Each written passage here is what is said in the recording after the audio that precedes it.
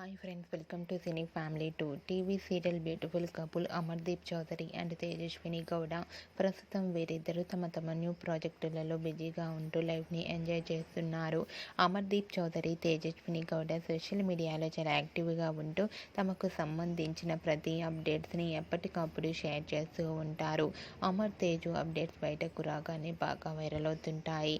అయితే రీసెంట్గా అమర్దీప్ చౌదరి, తేజస్విని గౌడ తమ రియల్ లైఫ్ లేటెస్ట్ ఫొటోస్ను షేర్ చేశారు.